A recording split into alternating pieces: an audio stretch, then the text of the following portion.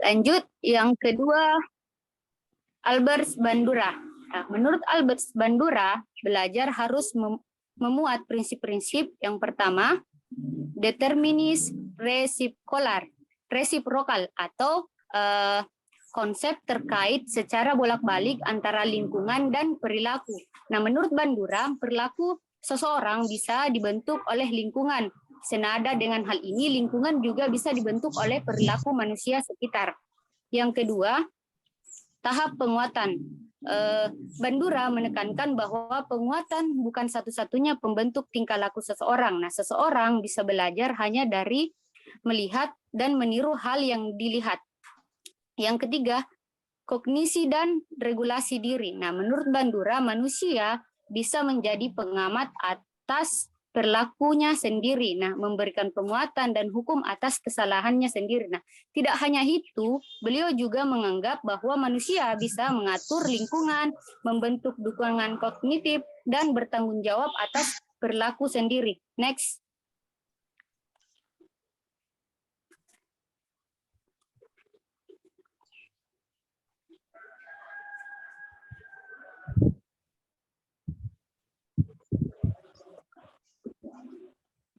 Next.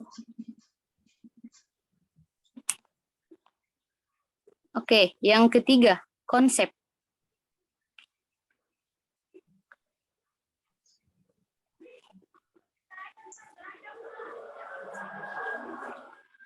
Bandura mengembangkan model determinan resipkolar yang terdiri dari 3 faktor utama, yaitu perilaku atau tingkah laku, behavioristik, person atau kognitif, dan lingkungan belajar atau learning environment. Menurut Bandura, faktor lingkungan mempengaruhi perilaku, perilaku mempengaruhi lingkungan, faktor person atau kognitif mempengaruhi perilaku. Nah, faktor person menurut Bandura faktor person Bandura tak punya kecenderungan kognitif, terutama pembawaan personalitas dalam dan temperamen. Faktor kognitif mencakup ekspektasi, keyakinan, strategi, pemikiran, dan kecerdasan. Next.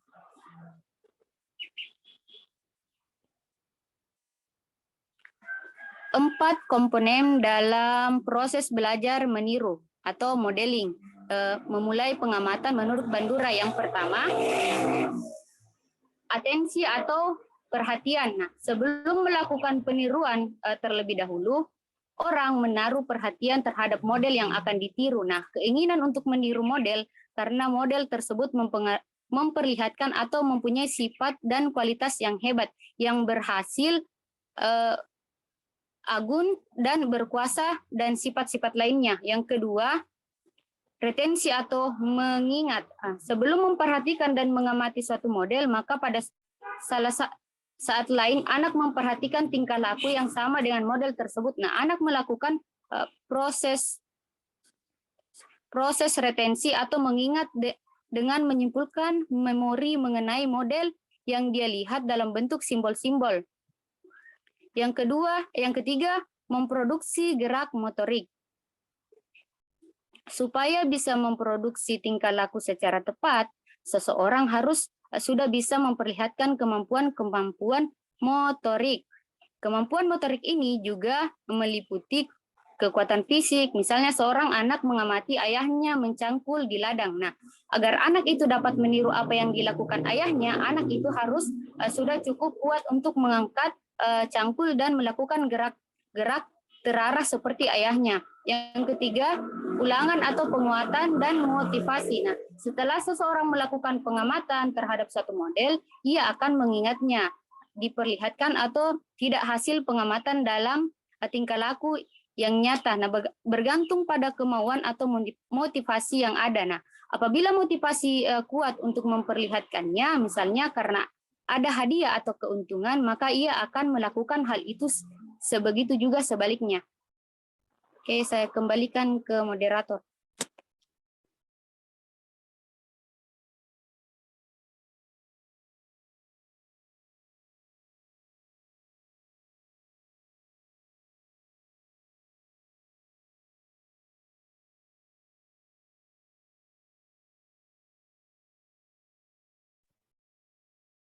Baik, langsung saja. Saya akan melanjutkan presentasi dari rekan-rekan kelompok saya. Untuk bagian ketiga, jenis-jenis pemodelan. Ada 5 jenis-jenisnya. Yang pertama peniruan langsung, peniruan tak langsung, peniruan gabungan, peniruan sesaat atau seketika, dan peniruan berkelanjutan. Untuk peniruan langsung, pembelajaran dikembangkan berdasarkan teori pembelajaran sosial Albert Bandura, di mana teori dari peniruan langsung ini ada ciri khas pembelajaran di mana adanya modeling atau yang biasa kita kenal dengan kata meniru. Kemudian peniruan tak langsung. Peniruan tak langsung adalah melalui imajinasi atau perhatian secara tidak langsung. Kemudian peniruan gabungan. Nah, peniruan jenis ini dengan cara menggabungkan tingkah laku yang berlainan, yaitu peniruan langsung dan tidak langsung. Jadi dia menggabungkan dari peniruan langsung dan peniruan tak langsung. Untuk peniruan sesaat atau seketika.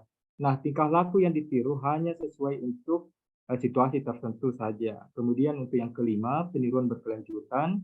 Tingkah laku yang ditiru boleh ditonjolkan dalam situasi apapun, dalam kondisi apapun. Mungkin bisa slide selanjutnya.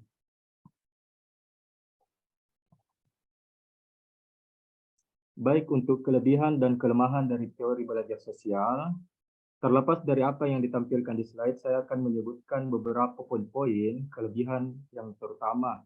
Yang pertama itu memprediksi atau mengeliminasi hambatan, di mana belajar observasi melalui proses belajar sosial ini bisa menghilangkan hambatan yang dialami oleh seseorang. Kemudian, mengajarkan keahlian baru, di mana dengan mengamati model, si pengamat atau orang atau manusia dapat memperoleh keahlian baru melalui hanya proses pengamatan. Kemudian, memfasilitasi respon. Memfasilitasi respon berupa proses pengamatan yang dilakukan yang dapat meningkatkan kemungkinan si pengamat atau orang ini untuk melakukan respon yang sama dengan apa yang diamati. Kemudian mengajarkan kreativitas. Mengajarkan kreativitas dapat dilakukan dengan cara menunjukkan kepada pengamat beberapa model yang menyebabkan pengamatan mengadopsi kombinasi berbagai karakteristik atau gaya dari apa yang diamati.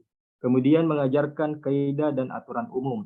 Nah, menggunakan pemodeling atau peniruan ini tidak selalu memicu imitasi dari pengamat.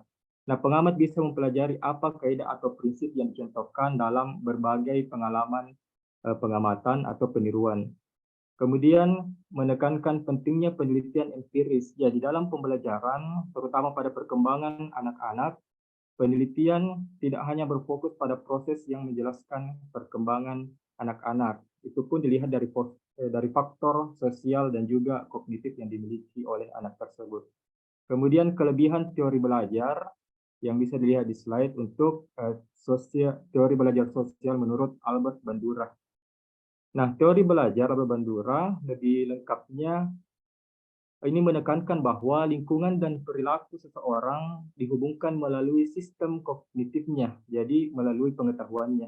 Nah, Bandura di sini memandang tingkah laku manusia bukan semata-mata refleks atas stimulus. Jadi bukan semerta-merta bahwa kita hanya didasarkan pada refleks atas stimulus atau bagaimana kita memberikan tindakan terhadap perlakuan yang kita terima.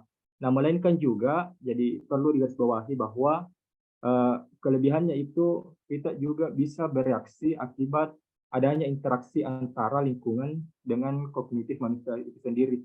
Jadi berdasarkan lingkungan kita dan juga pengetahuan yang dimiliki oleh kita.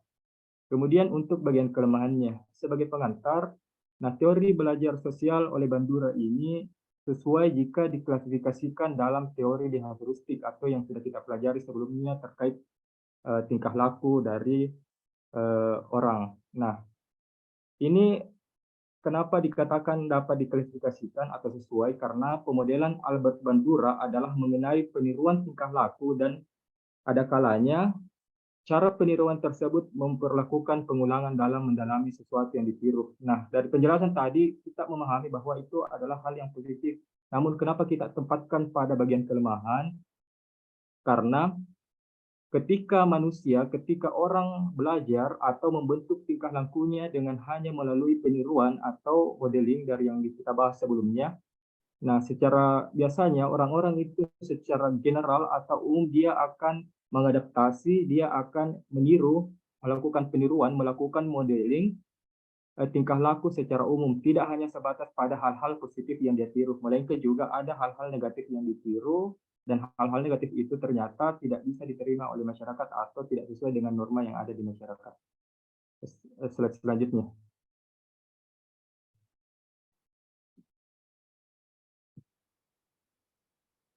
Mungkin bisa di slide selanjutnya.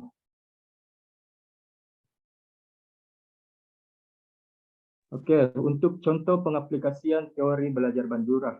Nah, gambar orang perempuan yang bersepeda di samping bisa mempermudah kita memahami penjelasan yang akan saya paparkan. Jadi ketika seorang anak belajar untuk mengendarai sepeda, nah, pada kondisi di tahap perhatian, si anak akan tertarik mengamati pengendara sepeda dibandingkan dengan orang yang melakukan aktivitas lain yang dianggap kurang menarik. Jadi dia berfokus pada orang yang mengendarai sepeda dengan beranggapan bahwa apa yang dia amati itu lebih menarik daripada hal aktivitas yang dilakukan oleh yang lain. Kemudian, ia akan mengamati bagaimana seorang mengayuh sepeda, bagaimana orang itu menggunakan sepedanya, dan dia akan menyimpan dalam ingatan bahwa ternyata bersepeda itu menyenangkan. Nah, dalam kondisinya nanti dia akan belajar juga bersepeda. Nah, semua itu kemudian dilaksanakan pada tahap reproduksi, di mana si anak kemudian akan benar-benar belajar mengendarai sepeda. Nah, ini bisa dituntun oleh ayahnya. Nah, ketika anak itu berhasil, disinilah tugas seorang ayah memberikan sebuah reward sebagai bentuk apresiasi atau keberhasilan sang anak sekaligus merupakan tahap motivasi. Nah, salah satu contoh dari pengaplikasian teori belajar Bandura ini sudah sesuai dengan beberapa komponen atau 4 komponen yang sudah dijelaskan oleh rekan saya tadi sebelumnya, yaitu mulai dari tahap memperhatikan, bisa dilihat dari redaksi kata, di tahap perhatian si anak akan tertarik mengamati. Kemudian di bagian mengingat, nah, di tahap ini bisa dilihat bahwa ada tahap penyimpanan dalam ingatan si anak. Nah, ini untuk komponen kedua. Kemudian memproduksi gerak motorik. Nah, untuk memproduksi gerak motorik bisa dilihat dari redaksi kata ketika anak itu belajar mengendarai sepeda, dia akan masuk kepada tahap reproduksi di mana si anak kemudian benar-benar belajar mengendarai sepeda atau dia menggunakan fungsi keterampilannya, motoriknya. Kemudian yang terakhir adanya pengulangan atau penguatan dan juga motivasi. Nah, pengulangan dan penguatan ini bisa dilihat dari bagaimana seorang ayah memberikan reward kepada anak ketika dia mampu mengendarai sepeda sebagai bentuk penguatan dan juga motivasi terhadap anak. Slide selanjutnya. Nah, untuk materi terakhir, implikasi teori belajar sosial dalam pendidikan. Nah, menurut Jenny Ellis Ormrod yang membagi-bagi implikasi teori belajar sosial ke dalam 5 bagian berdasarkan asumsi-asumsi dasar teori kognitif sosial. Untuk yang pertama, asumsi yang pertama ada belajar dengan mengamati, kemudian belajar sebagai proses, kemudian pengaruh timbal balik, kemudian ada perilaku yang berorientasi tujuan, dan pengaturan perilaku oleh diri sendiri. Nah, ada juga beberapa implikasi bagi pendidikan, kemudian contoh kasusnya. Untuk yang pertama, belajar dengan mengamati. Implikasinya bagi pendidikan, guru bisa membantu peserta didik menguasai perilaku baru dengan lebih cepat dengan memodelkan atau memberikan contoh perilaku itu. Nah, contohnya, terdapat peragaan-peragaan cara-cara yang tepat untuk menyikapi dan menyelesaikan konflik interpersonal. Kemudian peserta didik diminta bermain peran dalam kelompok tentang penyelesaian konflik dan diberikan pujian kepada mereka yang menggunakan strategi-strategi yang bersifat prososial. Kemudian yang kedua, belajar sebagai proses internal yang bisa dan bisa juga tidak tercermin dalam perilaku. Untuk implikasinya di bidang pendidikan, perlu diingat bahwa hasil pembelajaran yang baru tidak selalu nampak seketika, melainkan bisa tercermin dalam perilaku siswa atau perilaku peserta didik nantinya di kemudian hari. Kemudian pengaruh timbal balik antara variabel lingkungan, perilaku, dan juga individu. Guru bisa memberikan dorongan kepada peserta didik membuat pilihan-pilihan yang akan mengarah pada pengalaman-pengalaman belajar yang bermanfaat. Kemudian perilaku yang berorientasi pada tujuan. Nah, guru bisa memberi dorongan kepada peserta didik untuk menetapkan tujuan-tujuan yang produktif bagi diri mereka sendiri, khususnya yang menantang, namun tentunya dapat dicapai. Kemudian yang terakhir, pengaturan perilaku oleh diri sendiri atau self-regulation of behavior. Untuk implikasinya bagi pendidikan, guru bisa mengajari peserta didik tentang strategi-strategi untuk membantu peserta didik berperilaku secara tepat dan belajar secara efektif. Untuk contohnya mungkin tidak perlu saya jelaskan panjang lebar karena ada kita bagi waktu. Demikian yang bisa saya sampaikan, saya kembalikan ke moderator.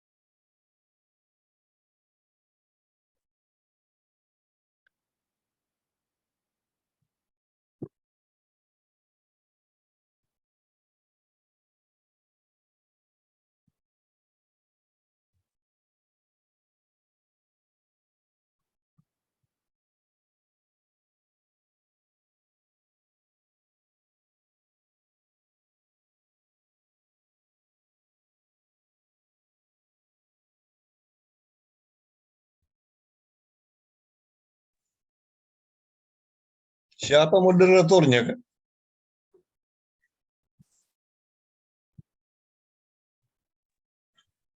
Mohon maaf, apakah kedengaran suara saya? Silakan. Iya, maaf Pak, tadi terkendala. Baiklah, di sini ada 3 penanya. Yang pertama saya persilakan kepada Saudara Immanuel Martin untuk mengajukan pertanyaan. Kepada Saudara dipersilakan. Oke, baik, terima kasih. Apakah suara saya terdengar jelas? Iya, jelas. Oke. Terima kasih untuk kesempatan diberikan. Presentasi yang dipaparkan oleh kelompok ini sangat luar biasa. Terima kasih. Sudah juga memberikan saya kesempatan untuk bertanya. Pertanyaan saya simpel saja. Saya yakin teman-teman semua tahu istilah introvert dan extrovert.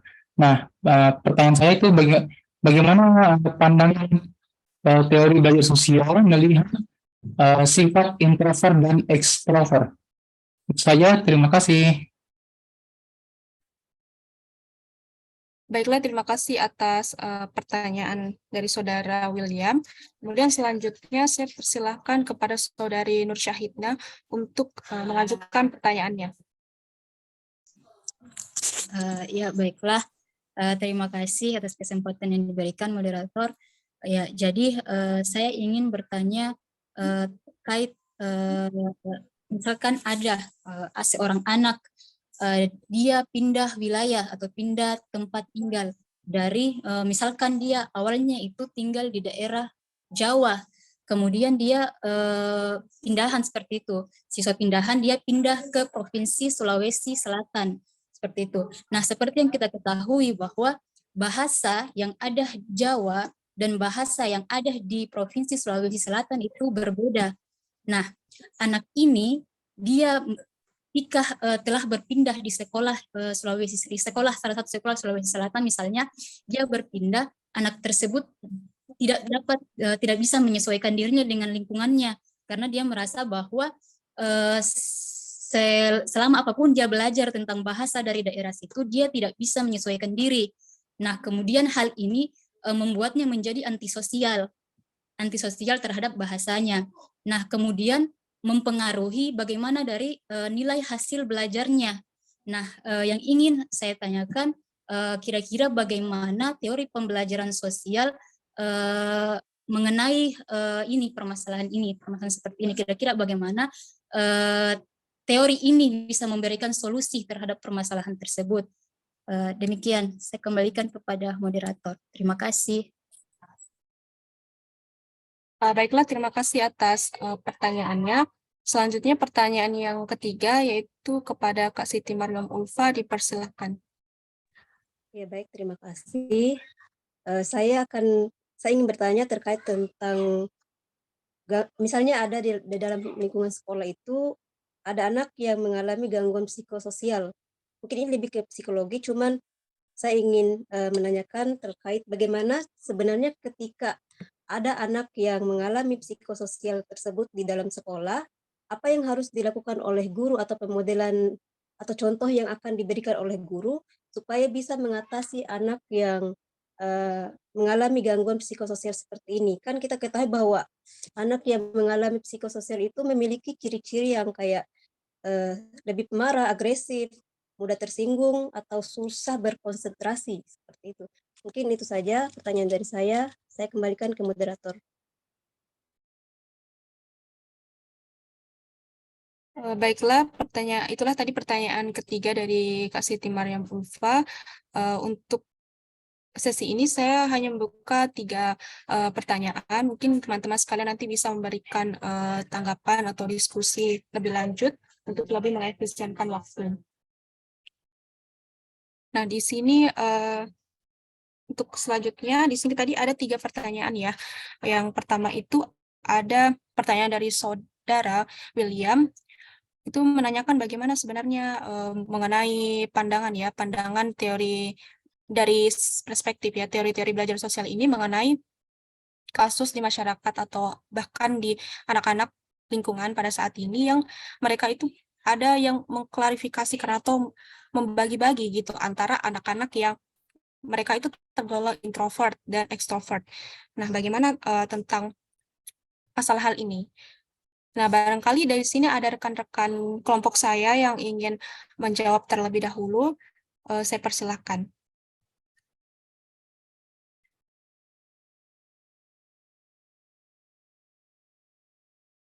Mungkin ada dari Saudari Miftahul Khairia, ada yang ingin memberikan respon mengenai pertanyaan dari Saudara William.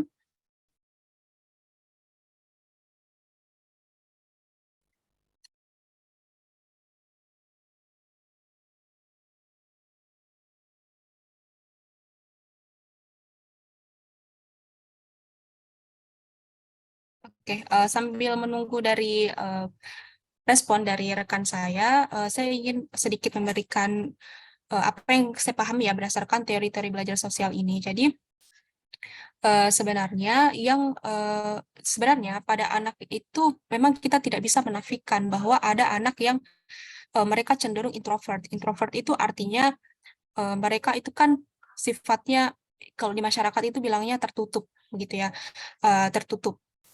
Kemudian kalau extrovert itu dia kebalikannya itu artinya mereka anaknya itu lebih mudah bergaul, sedangkan introvert itu tidak gitu ya, tidak mudah bergaul.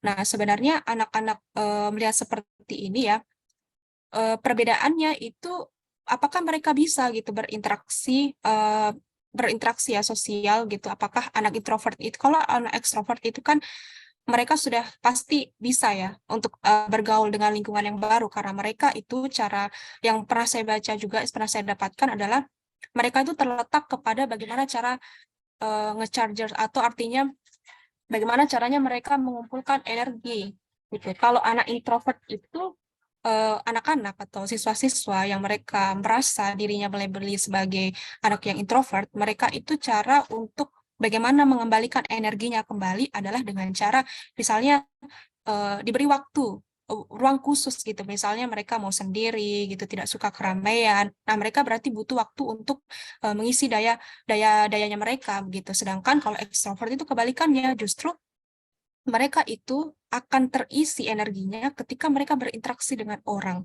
seperti itu. Jadi bagaimana kalau misalnya untuk menghadapi anak-anak seperti ini gitu, misalnya di lingkungan sekolah. Nah, dari hal ini sebagai seorang pendidik harus kita pahami juga ya, pahami sebagai seorang pendidik karakter dari masing-masing peserta didik kita. Seperti itu. Bisa juga kita tanyakan kepada teman-temannya yang lebih dekat, kenapa dia seperti ini. Mungkin secara persuasif dan lain sebagainya. Hanya saja sebenarnya mereka sama-sama bisa bergaul, hanya letak perbedaannya adalah cara mengisi energinya. Antara introvert dan extrovert itu dia berbeda. Itu mungkin tanggapan dari saya ya. Saya tanyakan dulu kepada teman-teman rekan saya.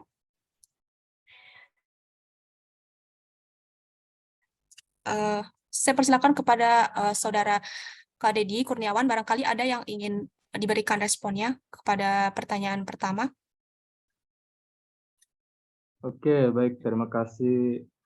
Terima kasih atas kesempatannya, moderator. Jadi terkait pertanyaan yang menekankan pada bagaimana pandangan eh, teori belajar sosial terhadap anak yang memiliki kecenderungan atau kebiasaan introvert maupun ekstrovert.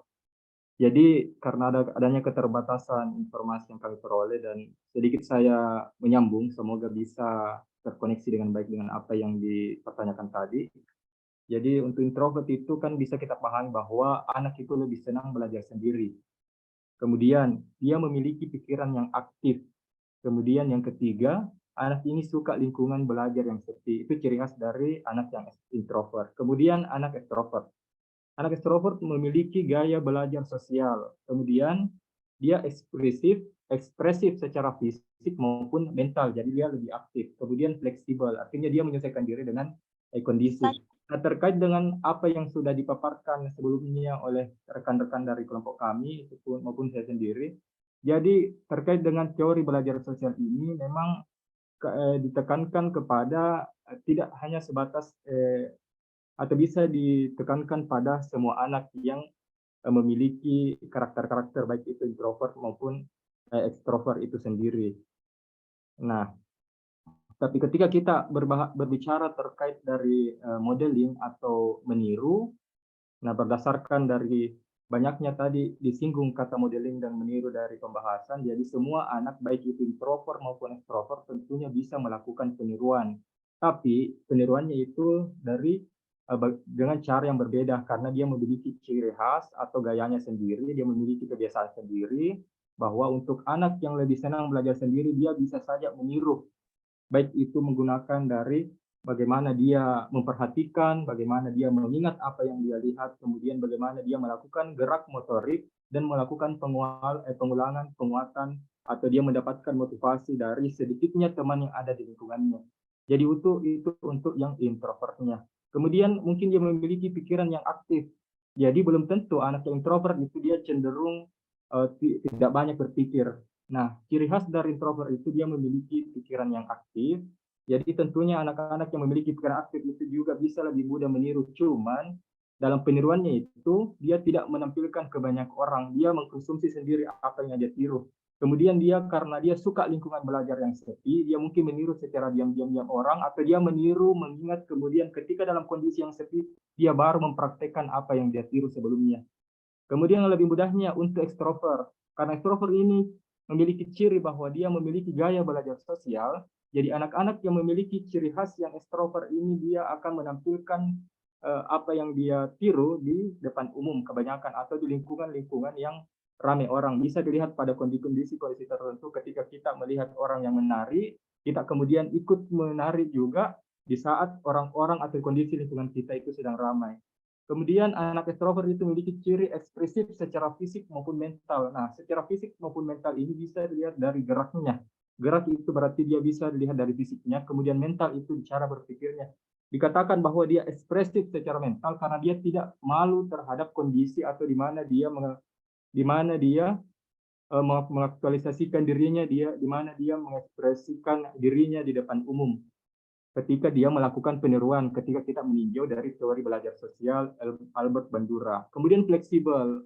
Fleksibel artinya dia mampu beradaptasi dengan kondisi lingkungan apapun. Nah, contoh penekanannya di sini, ketika anak-anak dengan menggunakan 4 komponen dengan melalui memperhatikan, dengan cara mengingat, dengan cara aktualisasi gerak motorik. Nah, anak-anak ini juga dapat meniru apa yang dia lihat di lingkungan barunya. Jadi dia memiliki adaptasi yang tepat, dia memiliki cara bersosialisasi yang tepat. Nah, itu anggapan saya terkait bagaimana keterkaitan antara anak yang memiliki sikap introvert dan anak yang memiliki sifat ekstrovert ketika dikaitkan dengan teori belajar sosial ini. Saya kembalikan ke moderator. Baiklah, itu tadi respon dari rekan kami, yaitu dari Kak Dedi Kurniawan. Selanjutnya saya kembalikan kepada Saudara William Immanuel Martin. Bagaimana dengan respon yang sudah diberikan? Ada feedback atau tanggapan yang mau diberikan? Iya, terima kasih. Sebelum saya ini mungkin ada teman-teman dari forum yang ingin menambahkan, dipersilakan supaya kita saling berdiskusi karena tidak ada pintar, tidak ada yang ini, jadi sama-sama kita belajar. Mungkin ada Oke, teman-teman. oke. Baiklah, dipersilakan kepada teman-teman forum semua yang ingin menyampaikan tanggapannya dari pertanyaan Saudara William Immanuel Martin, dipersilakan.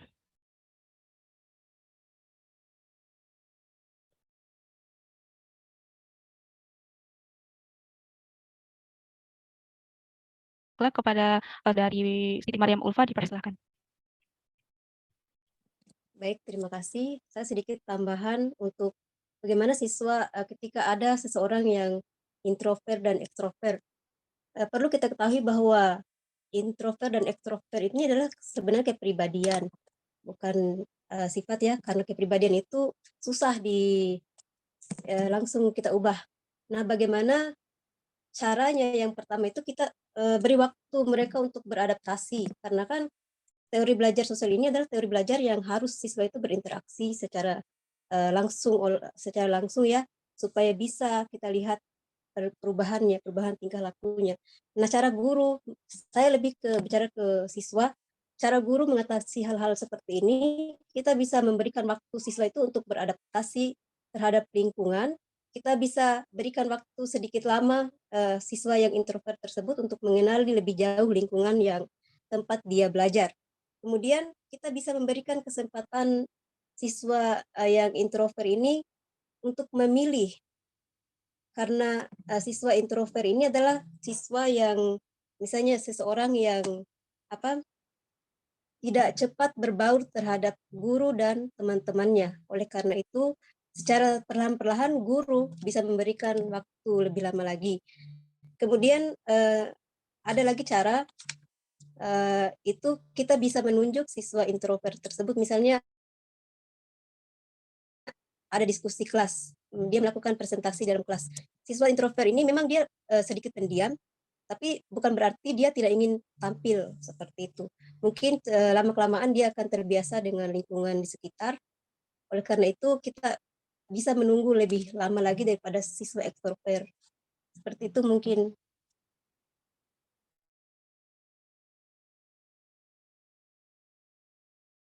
Baiklah, itu tadi respon atau tanggapan dari Kak Siti Mariam Ulfa.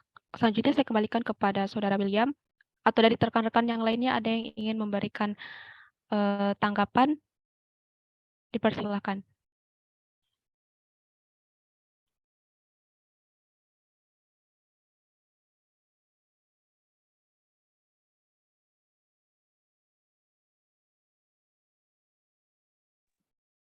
Saya mungkin bisa, moderator. Oh ya, silakan Kak. Oke, baik. Terima kasih sebelumnya Kak Mariam terkait penambahannya atau informasinya.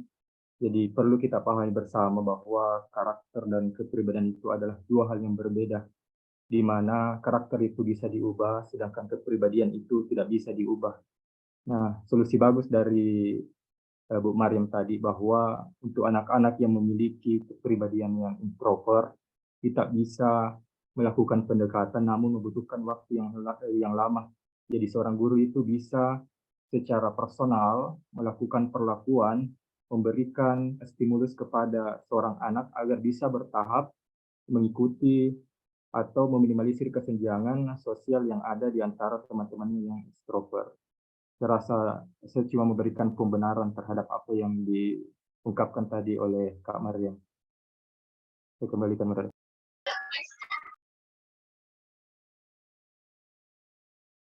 Baiklah, terima kasih atas tanggapannya tadi dari Kak Siti Mariam Ulfa dan Kak Dedi. Baiklah, selanjutnya saya kembalikan terlebih dahulu kepada Saudara William Immanuel. Oke, terima kasih. Saya rasa pertanyaan saya sudah terjawab dengan baik. Terima kasih. Baik, baiklah.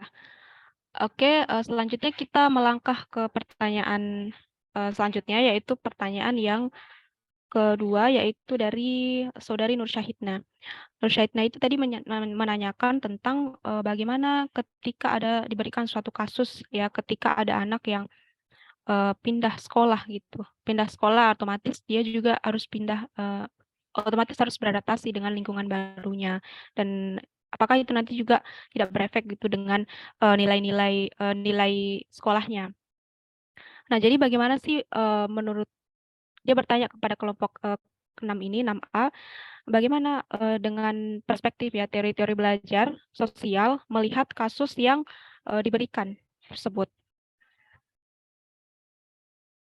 Baiklah, mungkin dari saudara Kak Dedi mungkin ingin menyampaikan terlebih dahulu. Dipersilakan, Kak. Oke, baik. Terima kasih. Jadi poin penting yang saya tangkap itu kembali lagi bagaimana beradaptasi. Jadi ada kasus di mana kondisi anak baru pindah dari satu daerah ke daerah lain dengan keterbatasan komunikasi atau perbedaan komunikasi dan juga adanya adaptasi yang perlu dilakukan sebelumnya agar anak itu bisa berbaur, bisa menyesuaikan dengan lingkungannya sehingga dia bisa memperoleh hasil belajar yang bagus pula. Jadi mungkin beberapa bagian sudah terjawab dari diskusi kita sebelumnya, cuman secara teori saya akan berusaha menjawab secara teori. Nah, terkait proses adaptasi kembali lagi, tanpa melepaskan esensi dari teori belajar sosial itu, kita bisa membahas terkait teori belajar humanisme atau kemanusiaan.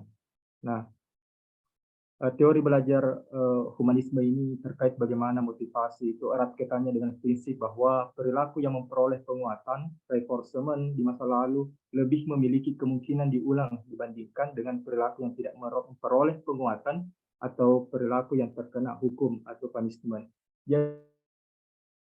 Jadi kebiasaan yang dilakukan oleh anak di sekolah sebelumnya lebih memungkinkan diulang kembali di sekolah barunya ketimbang anak itu diberikan pemahaman-pemahaman baru atau kebiasaan-kebiasaan baru mengikuti sekolah.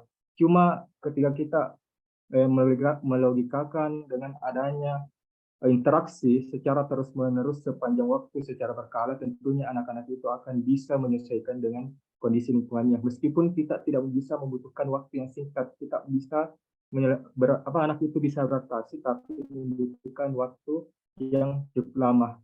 Nah, terlepas daripada itu ada Albert Bandura. Nah, kita kembali ke teori belajar sosial, tapi Albert Bandura ini menekankan ke teori humanisme.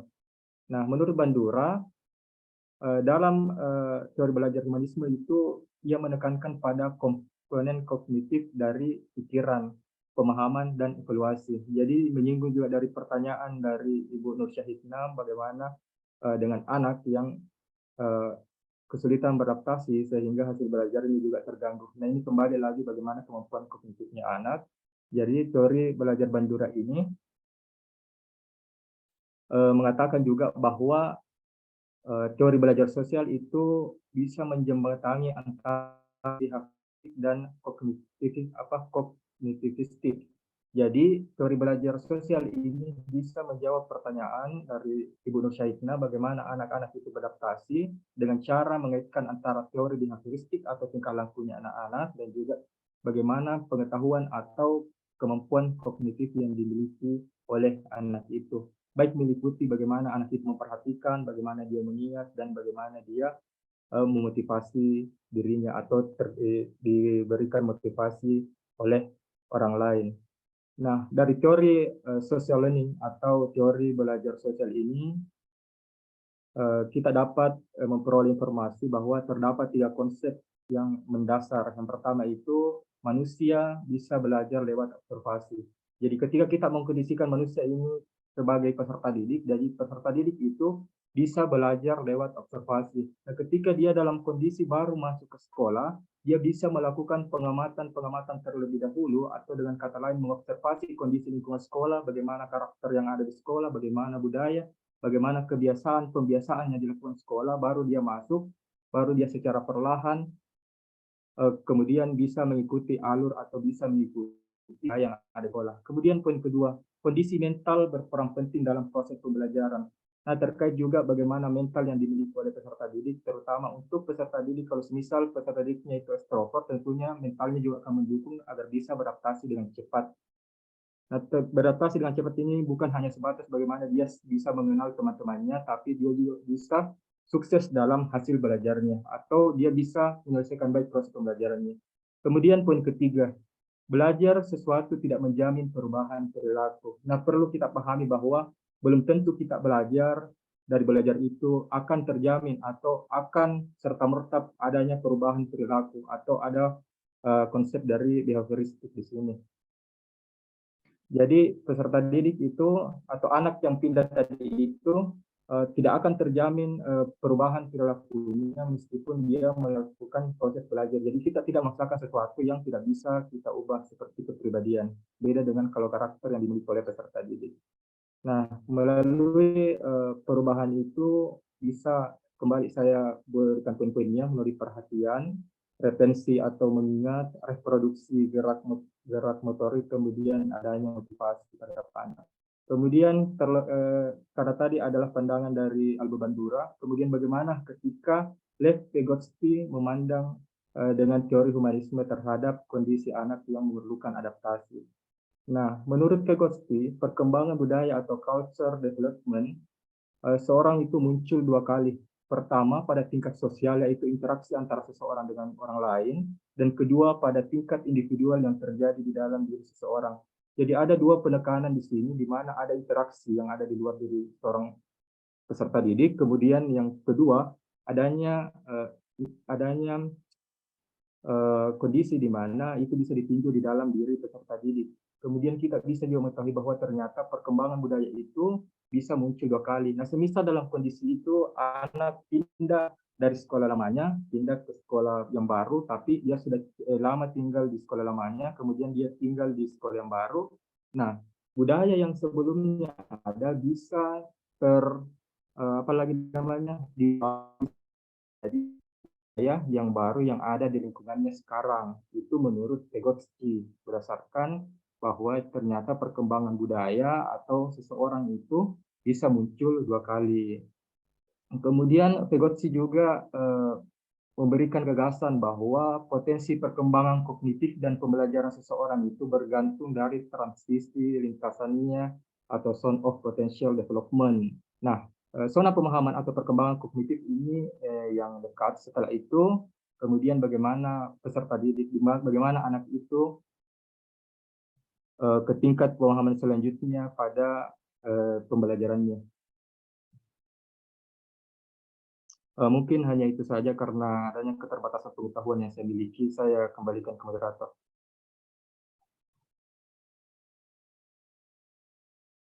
Baiklah, itu tadi jawaban dari Kak Deddy Kurniawan mengenai pertanyaan nomor 2.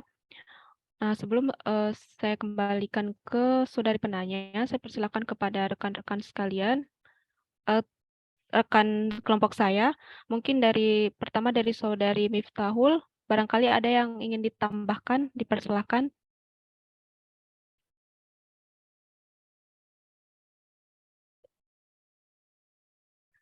Baiklah, mungkin terkendala teknis jaringan ya. Oke, untuk di forum terlihat Saudara William Immanuel, saya persilahkan jika ingin memberikan tanggapan, dipersilakan. Oke, saya juga ini memberikan istilahnya sebagai pengalaman. Tadi yang saya pahami dari pertanyaannya Saudari Nur Syahidna, ada anak dia dari istilahnya dari pindah pulau yang adat istiadatnya itu berbeda.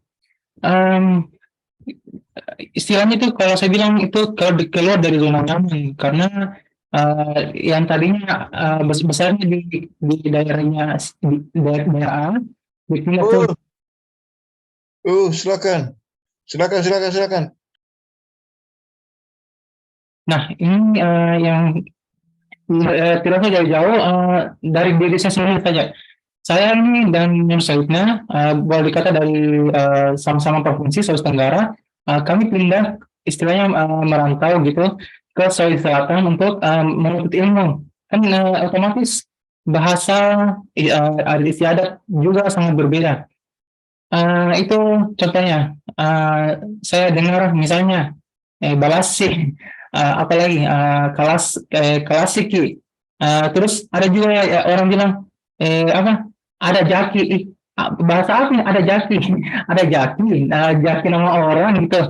Nah itu kan otomatis Kami sebagai yang istilahnya apa, yang orang baru yang datang sini harus keluar dari zona nyaman. Bagaimana caranya kita ini apa, apa,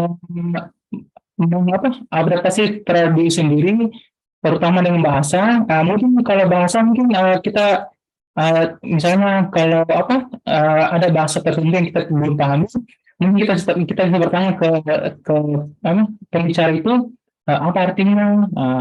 Terus dari saya setelah itu kalau misalnya apa, misalnya kita misalnya akan tadi dibilang apa, nilai pembelajarannya, misalnya hasil belajarnya itu menurun. Nah, kita introspeksi diri sendiri. Nah, itu kembali lagi biasa saya dari pengalaman apa, dari pribadi saya, orang tua saya tanya bagaimana nilainya untuk tujuan ini, tujuan ini. Nah, kalau terasa nilai berkurang, berarti dari kita sendiri yang harus kita improve diri kita sendiri. Bagaimana cara kita bisa kok si A bisa, kita nggak bisa, padahal kita anak rantau, kita juga harus bisa gitu. Terus apa lagi? Kayaknya itu saja. Saya kembalikan kepada moderator. Thank you. Baiklah, terima kasih atas tanggapannya kepada Saudara William Emmanuel Martin. Sebelum saya kembalikan, ada yang ingin memberikan tanggapan terlebih dahulu?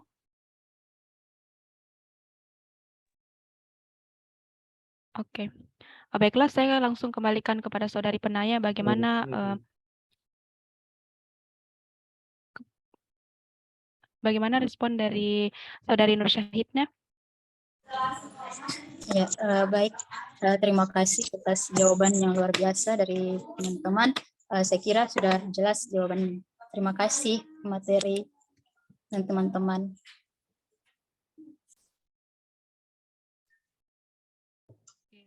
Terima kasih telah memberikan pertanyaannya.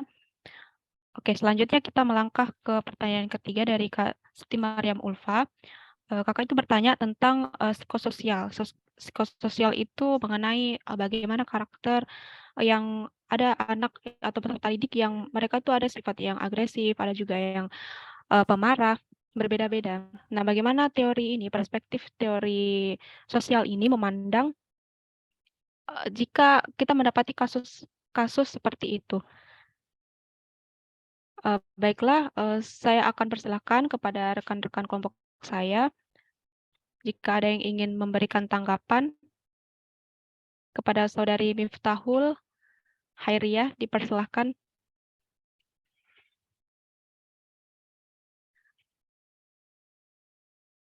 Oke, mungkin masih sedang terkendala jaringannya. Oke, saya persilakan kepada Saudara Dedi Kurniawan karena ada salah satu anggota kita, Kak Marwati, yang masih terkendala oleh jaringannya. Kepada Saudara Kak Dedi, dipersilakan. Oke, baik. Terima kasih kembali, moderator.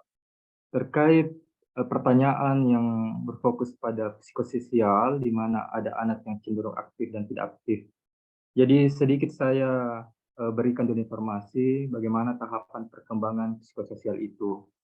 Nah, ini dari teori psikososial Erikson berkaitan dengan prinsip-prinsip dari perkembangan secara psikologi dan sosial. Jadi ada kata sosial di sini, yang merupakan bentuk pengembangan diri dari teori psikososial dari Sigmund Freud. Jadi ini pengembangan dari teori sebelumnya dari Sigmund Freud.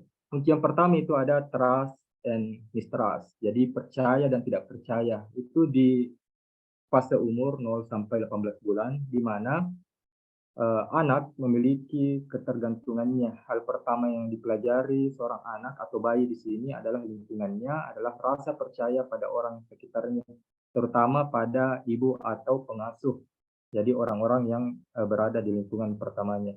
Kemudian ada otonomi dan malu dan ragu-ragu. Nah, autonomy of shame and doubt di fase umur 18 bulan sampai 3 tahun ini, di mana anak melakukan beberapa hal yang sudah mulai berkembang seperti makan sendiri, berjalan, dan berbicara. Kemudian ada inisiatif dan atau rasa bersalah di fase umur 3 sampai 6 tahun atau di tahapan umur 3 sampai 6 tahun, di mana anak di sini, anak-anak yang sudah mulai sekolah bisa di PAUD, sudah mulai mematangkan beberapa kemampuan yang lain seperti kemampuan motoriknya atau keterampilannya dan kemampuannya berbahasa. Dan juga bagaimana dia mengeksplorasi lingkungannya. Untuk yang keempat ada tekun rasa rendah diri di usia 6 sampai 12 tahun, di mana anak-anak sudah aktif berinteraksi sosial, dimulai dari mengembangkan suatu perasaan bangga terhadap identitasnya, jati dirinya. Kemudian yang terakhir yang kelima ada identitas PS, ada identitas melawan kebingungan peran di usia 12 sampai 18 tahun, di mana anak remaja akan mencoba banyak hal untuk mengetahui jati diri mereka sebenarnya. Kemudian ada keintiman melawan isolasi di usia 8 sampai 35 tahun.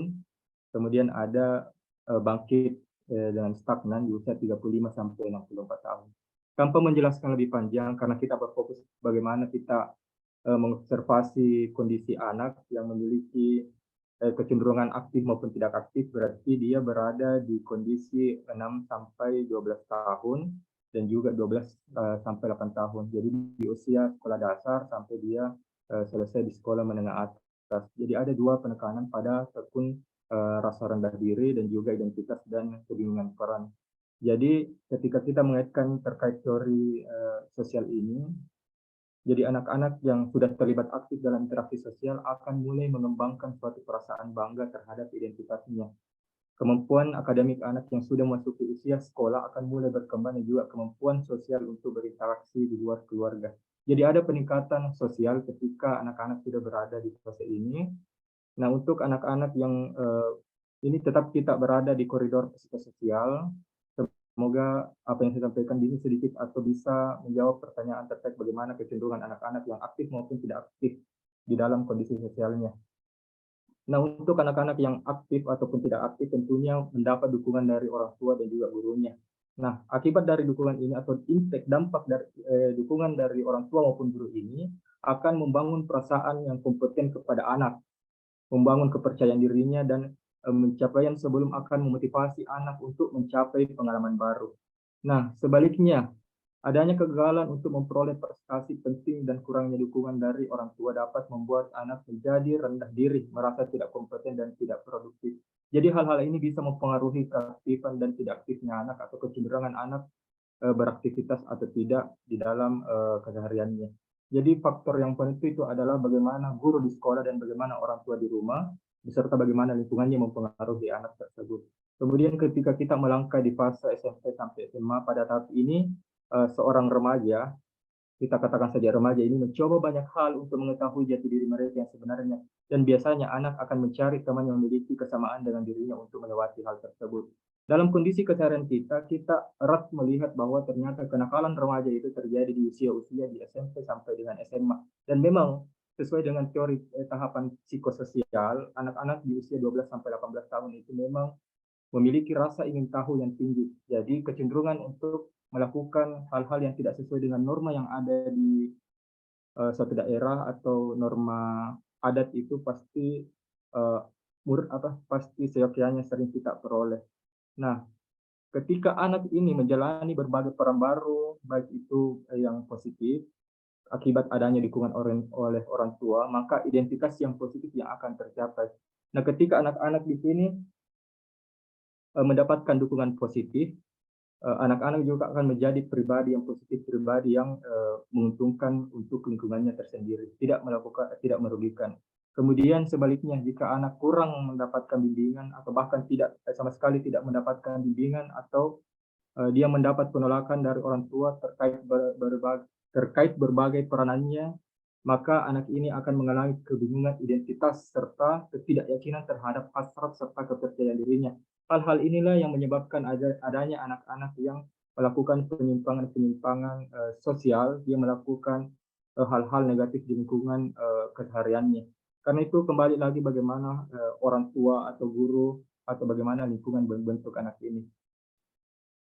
Saya rasa seperti itu, moderator. Semoga jawaban saya bisa menjawab atau menyinggung pertanyaan dari penanya tadi. Saya kembalikan. Baiklah, terima kasih atas tanggapannya, Kak. Nah, selanjutnya saya kembalikan dulu kepada rekan-rekan kelompok 6A. Jika ada yang ingin menambahkan, dipersilahkan.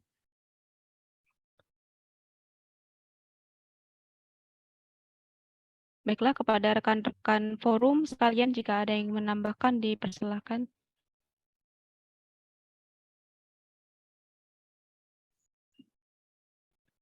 Silakan forum, silakan. Oke.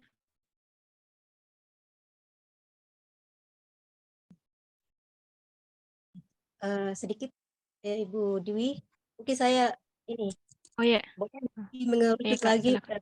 jawabannya, karena kan pertanyaan saya itu bagaimana saya tanyakan itu dalam lingkungan belajar. Apa yang harus dilakukan oleh seorang guru jika seorang guru itu menemui siswa yang seperti ini? Karena siswa seperti ini kan siswa yang bisa dibilang susah untuk berinteraksi di dalam lingkungan, baik lingkungan belajar maupun lingkungan sosial. Nanti akan jika anak-anak seperti ini dibiarkan atau tidak diberikan edukasi, maka akan mengganggu dalam hal proses belajar mengajar ataupun dalam lingkungan sosial. Mungkin lebih ini ya, mengerucut lagi pertanyaannya. Jawabannya ke arah situ saja. Terima kasih.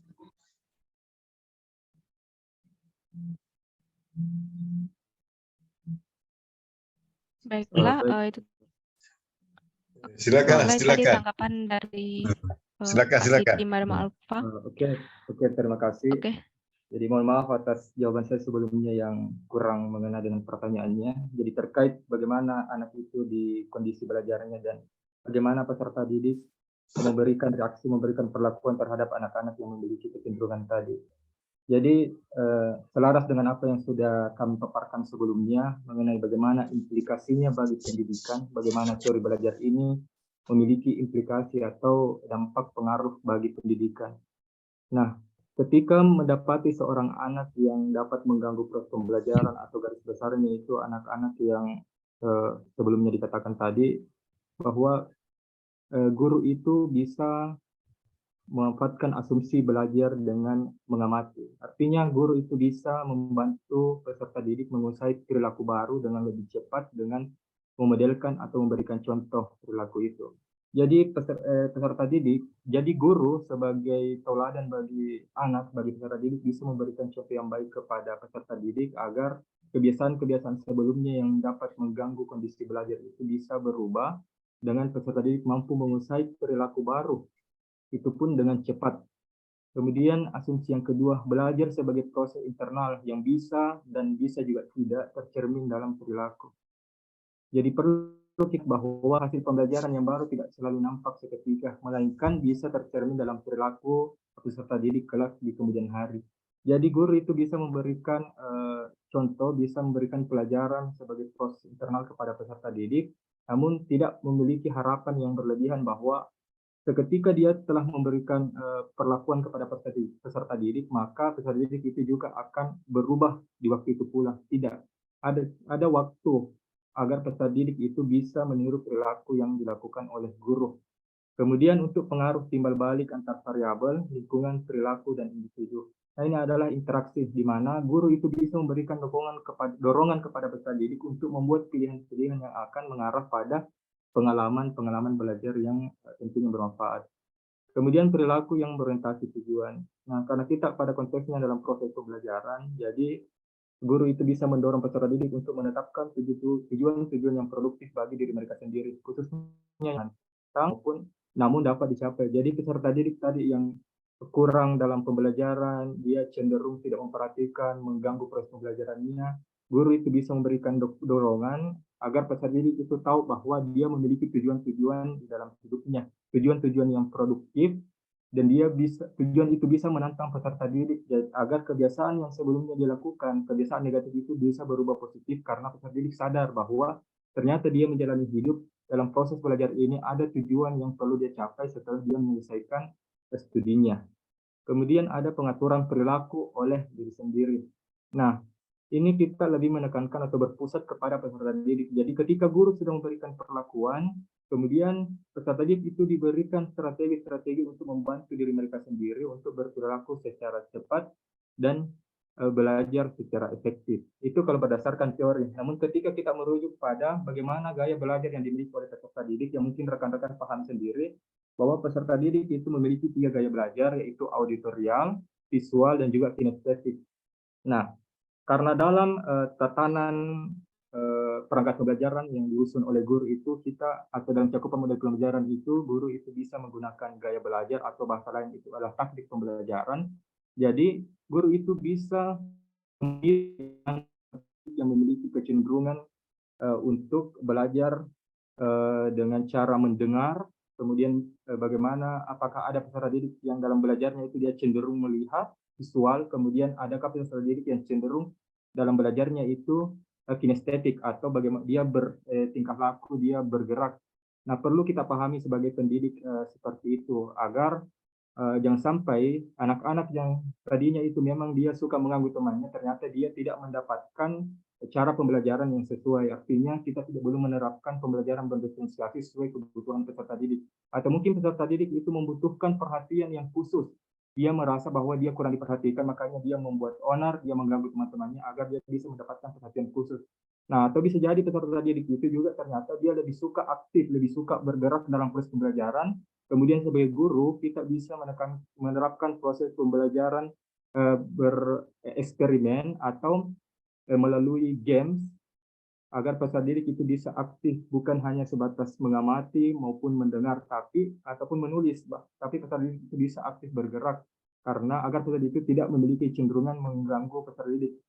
Nah, contohnya saya pernah dalam kondisi mengajar di mana peserta didik itu ogah-ogahan memperhatikan acuh tak acuh, tapi ketika saya menerapkan model pembelajaran tim game turnamen, ternyata peserta didik itu juga ikut aktif tanpa mengganggu rekan-rekannya selama proses pembelajaran, bahkan antusias mengikuti proses pembelajaran. Bisa jadi hal-hal seperti itu karena pendekatan kita sebagai guru yang tidak cocok dengan kondisi karakteristik peserta didik itu sendiri.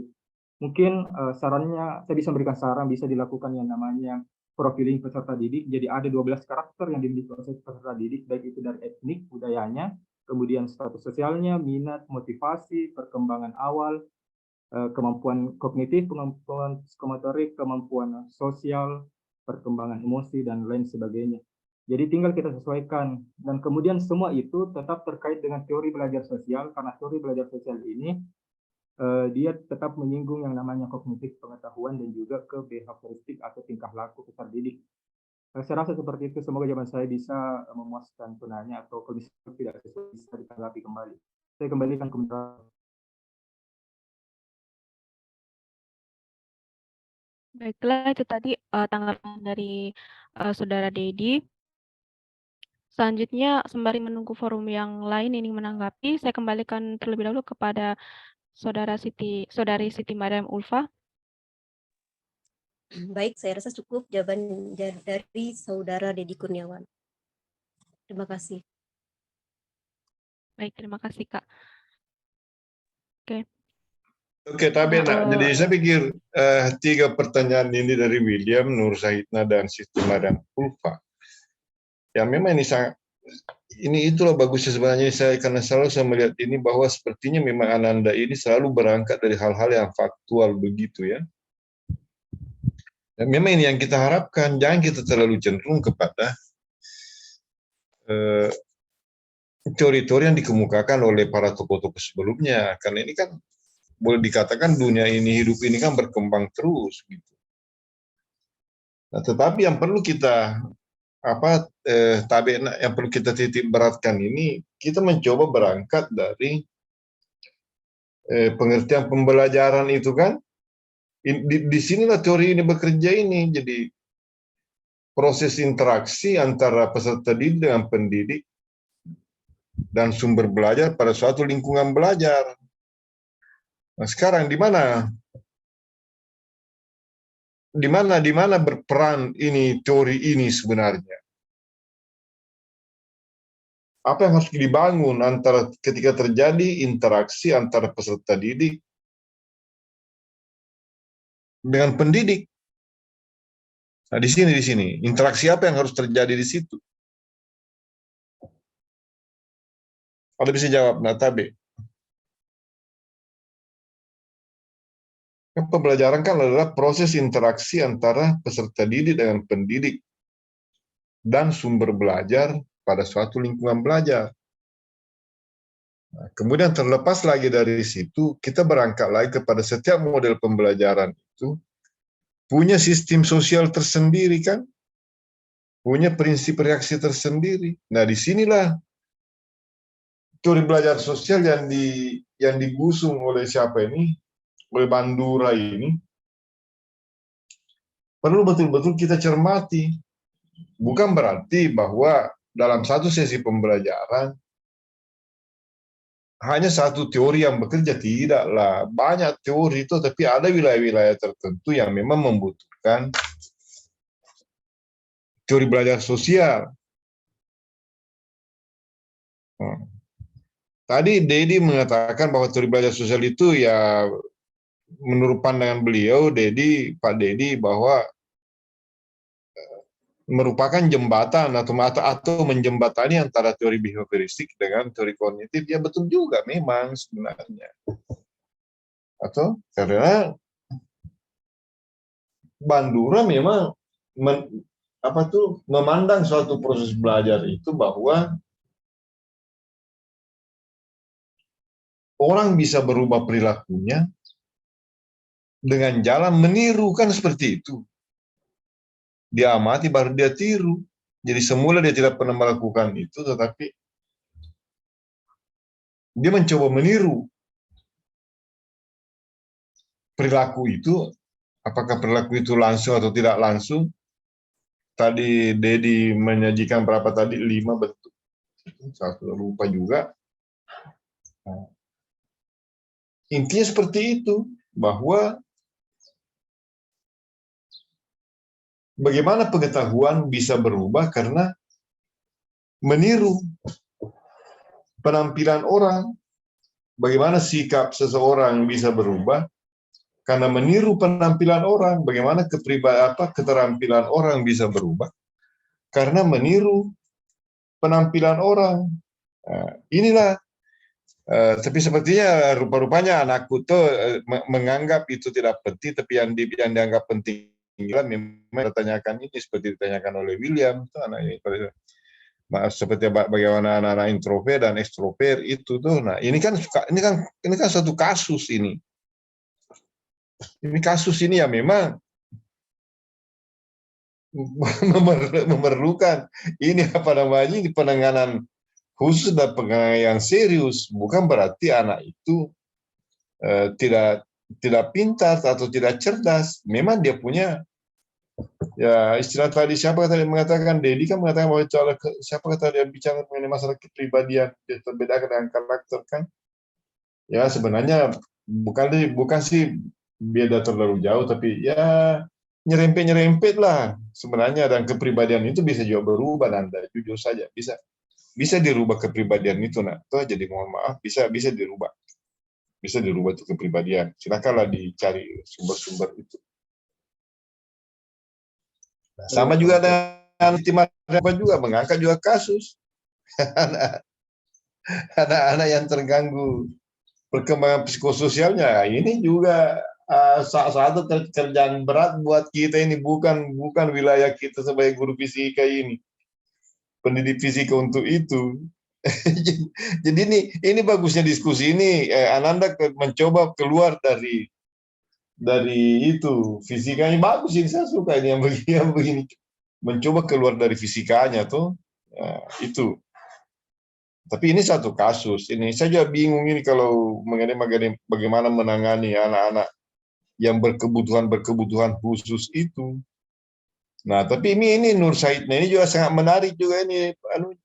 Ada fakta anak yang tiba-tiba pindah budaya di mana di situ, ya memang perlu ada memang kan perlu ada proses adaptasi memang tuh. Tapi saya pikir proses adaptasi itu tidak bisa terlalu tidak bisa berlangsung lama. Sebentar di proses adaptasi itu, yang penting bagaimana seorang guru ini menempatkan si pendatang baru ini kepada memang oleh analisa guru ini bisa membantu bersosialisasi anak yang baru datang itu.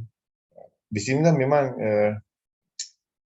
satu juga ini perlu menjadi perhatian ini bagaimana mencoba mempercepat proses adaptasi anak-anak yang baru pindah misalnya dari satu budaya ke budaya yang lain. Tadi Ananda Nur Saidna misalnya dari Pulau Jawa misalnya ke Sulawesi Selatan. Ya saya pikir untuk saat ini sepertinya budaya-budaya yang ada di Indonesia ini tidaklah terlalu jauh beda lah. Karena ada ada ini Pancasila yang mencoba memersatukan kita. Jadi sepertinya tidak terlalu dianggap sebagai penyakit serius kalau adanya perpindahan-perpindahan seperti ini. Tidaklah. Karena sebenarnya yang kita mau bahas di sini adalah bagaimana seorang guru itu mencoba menampilkan dirinya sebagai tokoh-tokoh atau aktor-aktor atau model-model yang bisa ditiru oleh peserta didik, baik dari segi pengetahuan, dari segi keterampilan maupun dari segi sikap. Itu sebenarnya intinya anakku. Tapi saya suka sekali, saya anggap luar biasa tadi pertanyaan-pertanyaan, 3 pertanyaan ini dan banyak ditanggapi, dijawab oleh penyaji dengan bagus gitu. Itu ya. Oke, masih ada waktu sedikit ini, mungkin ya tidak sampai 1 jam ya. Mohon maaf Nadi, ini kelompok 6B, silakan Nak. Cukup untuk Ananda, Dedi Kurniawan, Dewi, Miftah, dan Marwati. Jadi sampai saat ini Marwati belum bergabung, Nak. Ya, Marwati belum bergabung. Iya Pak, tadi ada chatnya bilang kalau bahkan untuk masuk ke Zoom itu sulit Pak. Oh gitu. Iya Pak. Ya enggak paham mau di apa itu lah, kendala-kendala teknologi yang begitu kan. Mau di apa lagi? Oke Nak, lebih dan kurangnya ini tuh bagus ini penyaji ini. Silakan untuk kelompok 6B. Silakan Nak dipercepat sedikit.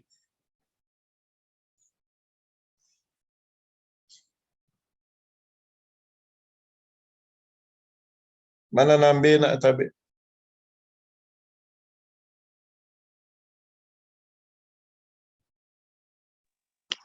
Ya, oke baik. Bismillahirrahmanirrahim. Assalamualaikum warahmatullahi wabarakatuh. Waalaikumsalam. Ya, sebelumnya ucapan terima kasih kepada dosen pengampu Bapak Dr. Muhammad Agus Martawijaya MPD atas kesempatan yang telah diberikan.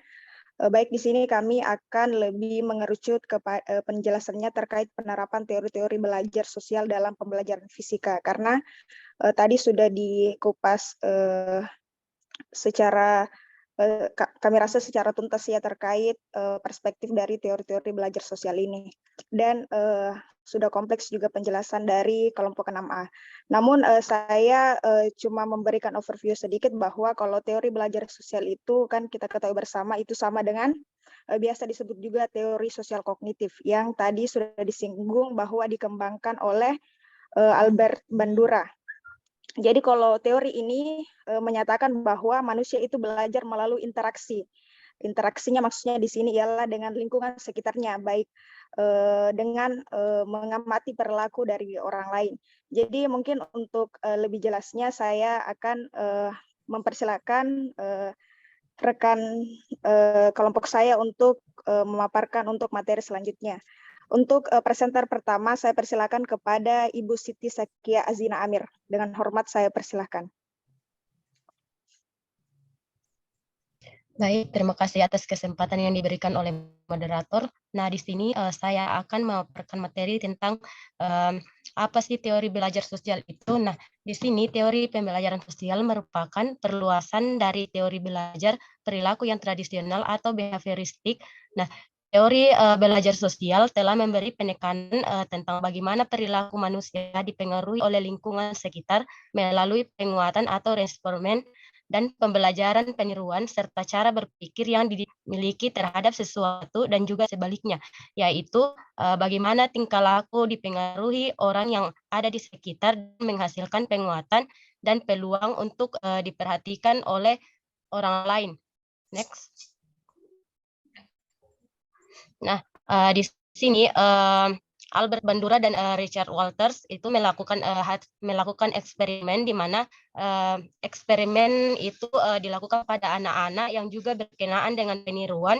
Hasil eksperimen yang mereka dapati bahwa peniruan dapat berlaku hanya melalui pengamatan terhadap perilaku model atau orang yang ditiru. Nah, meskipun pengamatan itu tidak dilakukan secara terus-menerus. Nah, proses pembelajaran semacam ini disebut dengan observational learning atau pembelajaran melalui pengamatan. Nah, untuk pemaparan materi selanjutnya akan disampaikan oleh presenter selanjutnya. Saya persilakan.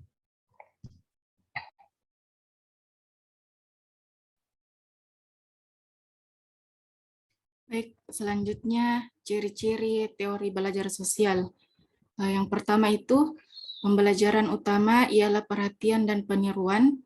Yang kedua, tingkah laku model boleh dipelajari melalui bahasa, teladan, nilai, dan lain-lain. Yang ketiga, belajar meniru suatu kemampuan dari kecakapan yang didemonstrasikan guru sebagai model. Kemudian yang keempat, belajar memperoleh kemampuan jika memperoleh kepuasan dan penguatan yang positif. Dan yang terakhir, proses pembelajaran meliputi perhatian, mengingat, peniruan dengan tingkah laku atau timbal balik yang sesuai, diakhiri dengan penguatan yang positif.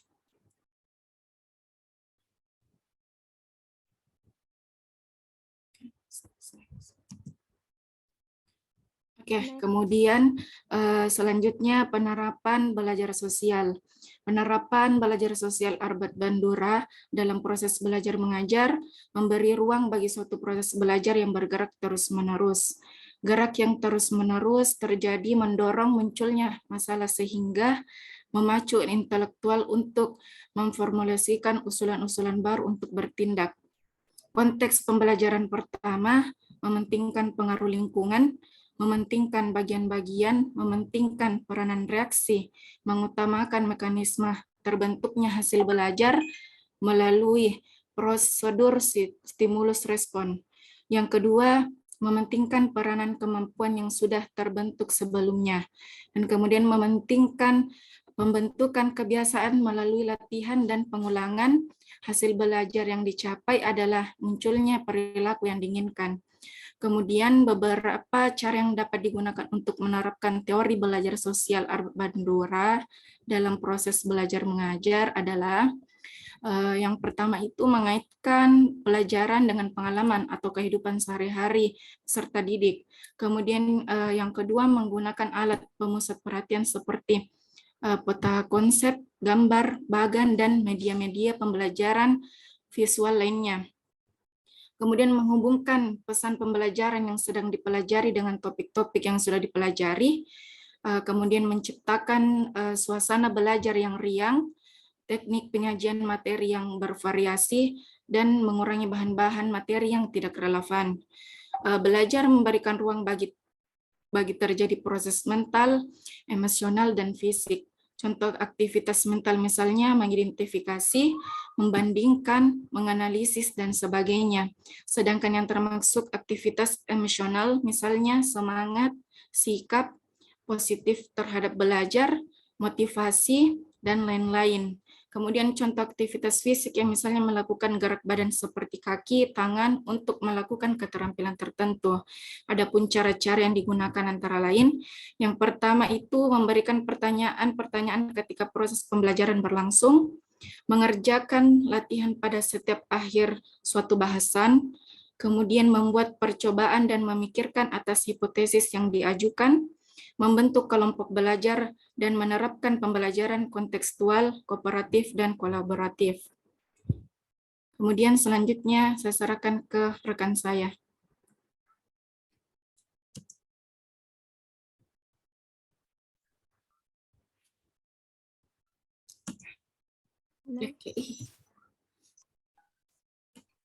Baik, terima kasih atas kesempatan yang diberikan kepada saya.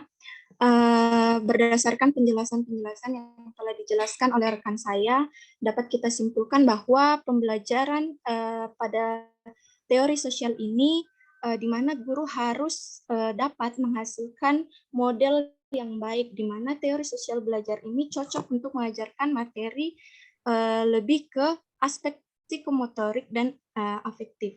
Nah, karena pembelajar atau siswa harus dapat langsung memperhatikan, mengingat, dan meniru dari model yang dihadirkan. Namun dalam belajar fisika yang diajarkan itu lebih berupa ke konsep. Nah, di mana guru harus dapat menghadirkan model yang menarik perhatian dan dapat mudah diingat oleh siswa. Nah, di sini dihadirkan misalkan pada materi hukum Kepler tentang tata surya, guru ini menghadirkan maket tata surya sebagai sebuah model.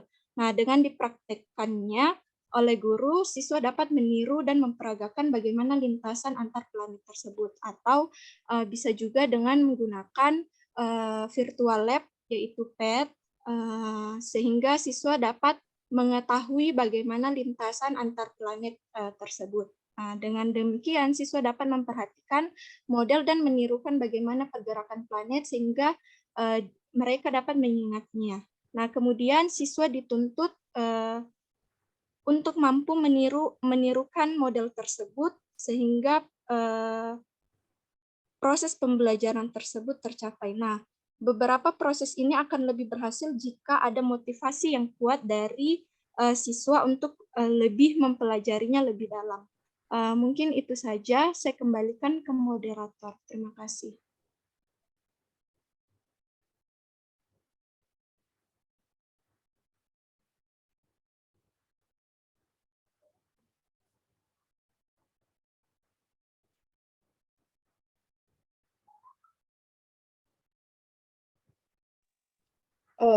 Baik, itulah tadi pemaparan terkait materi dari bagaimana penerapan teori belajar sosial, khususnya di pembelajaran fisika. Jadi tentunya dengan menerapkan teori belajar sosial dalam pembelajaran pendidikan fisika ini, itu diharapkan siswa lebih memahami konsep fisika, khususnya dalam implementasinya dalam kehidupan nyata ya, untuk meningkatkan keterampilannya. Baiklah, selanjutnya kita ke sesi tanya jawab. Baik, di sini sudah ada Ibu Wahda Anugrah Yusuf. Kami akan baik, terima kasih atas kesempatan yang diberikan. Jadi dalam teori social learning atau teori belajar sosial ini, itu ada sebuah konsep yang menyatakan bahwa belajar sesuatu itu tidak menjamin perubahan perilaku, dan sempat disinggung juga oleh penyaji sebelumnya. Nah, pertanyaan saya, bagaimana sih cara kita sebagai guru fisika untuk memaksimalkan belajar ini agar perilaku siswa ini bisa berubah sesuai dengan apa yang kita harapkan? Itu pertanyaan saya kembalikan ke moderator. Maaf Ibu Wahda, bisa diulang satu kali lagi pertanyaannya?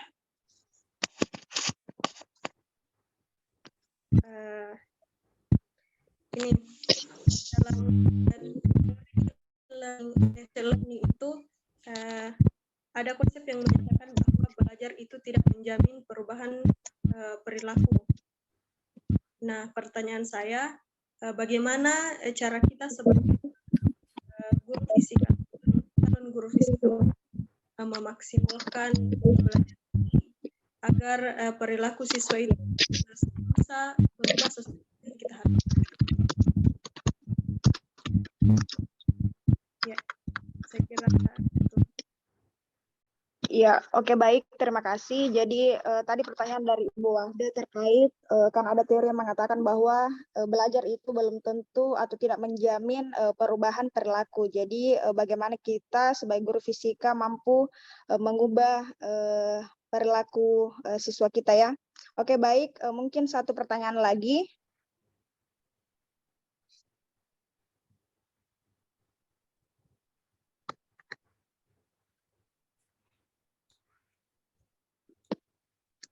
Teman-teman forum yang ingin mengajukan pertanyaan, silahkan raise hand atau langsung open mic saja.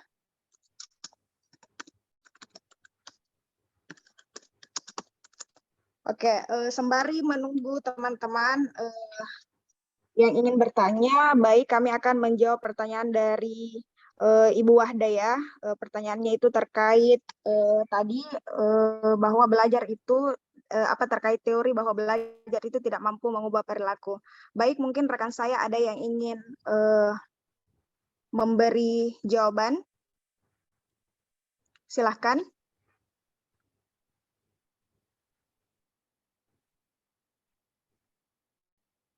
Ya. Ya, oke. Untuk lebih jelasnya pertanyaan dari Ibu Wahda itu ada di room chat. Oke, Ibu Putri Husnul Khotimah mungkin ada jawaban.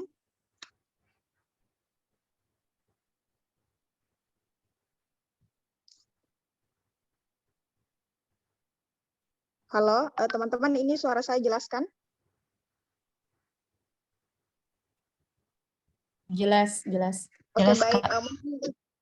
Mungkin baik sembari teman-teman forum sebentar saya beri kesempatan untuk memberikan jawaban. Saya ingin mungkin berpendapat sedikit. Jadi memang kita sebagai guru fisika itu dalam tujuan utama dalam proses pembelajaran itu adalah tidak hanya memberikan siswa pengetahuan tentang fisika, tetapi juga orientasinya itu untuk membantu mereka mengembangkan keterampilan serta sikap yang diperlukan untuk menjadi orang yang memiliki value, berprestasi dan bertanggung jawab. Karena memang perilaku siswa itu adalah bagian penting dari proses tadi, dari proses belajar. Dan sebagai guru, khususnya guru fisika, ada beberapa hal yang bisa kita lakukan untuk mengubah perilaku siswa tadi. Yang pertama, tentunya kita harus menjalin hubungan yang baik dengan siswa. Untuk menjalin atau untuk menciptakan hubungan yang baik antara guru dan siswa itu, jadi begini, ketika siswa merasa nyaman dan percaya diri dengan guru, maka mereka itu lebih cenderung untuk mengikuti petunjuk serta aturan yang kadang guru tetapkan. Jadi yang pertama itu siswa harus dibangun kita sebagai guru harus membangun kepercayaan siswa terhadap kita, rasa nyaman siswa terhadap kita, agar itu tadi kita mampu membuat mereka itu mampu mengikuti petunjuk serta aturan-aturan yang telah kita tetapkan. Itu yang pertama, kita harus mampu menjalin hubungan. Kemudian yang terpenting juga itu yang kedua ialah memberikan umpan balik, memberikan feedback yang jelas dan konstruktif. Jadi maksudnya di sini kita sebagai guru itu harus memberikan feedback kepada siswa itu agar mereka dapat dibantu untuk memahami bagaimana bisa berperilaku terhadap membantu mereka dalam hasil belajarnya mereka. Jadi misalnya ketika siswa sudah melakukan prestasi, sudah memberikan sebuah prestasi, maka kita tentunya harus memberikan feedback positif tadi. Terus kalau misal siswa salah, jangan langsung dijustifikasi, tetapi kita arahkan mereka bagaimana mampu belajar dari kesalahannya dan tidak langsung mengatakan bahwa mereka salah. Kemudian yang ketiga, ini juga yang penting, bahwa kan kalau di teori belajar sosial itu kita harus mampu menggunakan penguatan positif. Jadi ketika kita memberikan mereka penguatan positif itu otomatis ada motivasi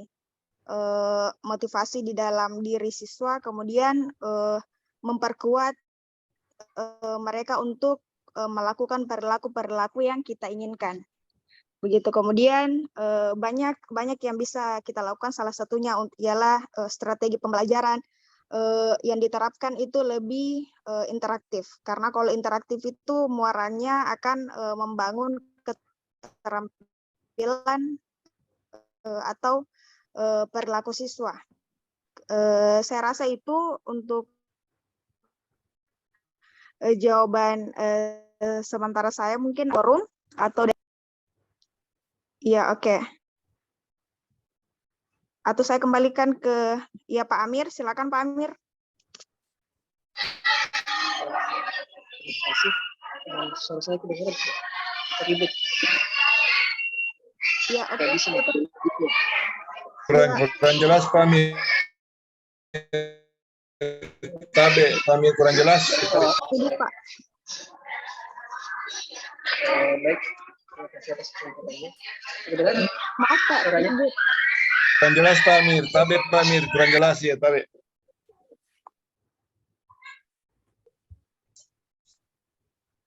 Ya, mungkin Pak Amir bisa memberikan tambahan jawabannya melalui kolom chat. Teman-teman yang lain silahkan bagi yang ingin memberikan tanggapannya, jawabannya. Ya, oke, sembari menunggu mungkin saya kembalikan dulu kepada penanya. Bagaimana Ibu Wahda?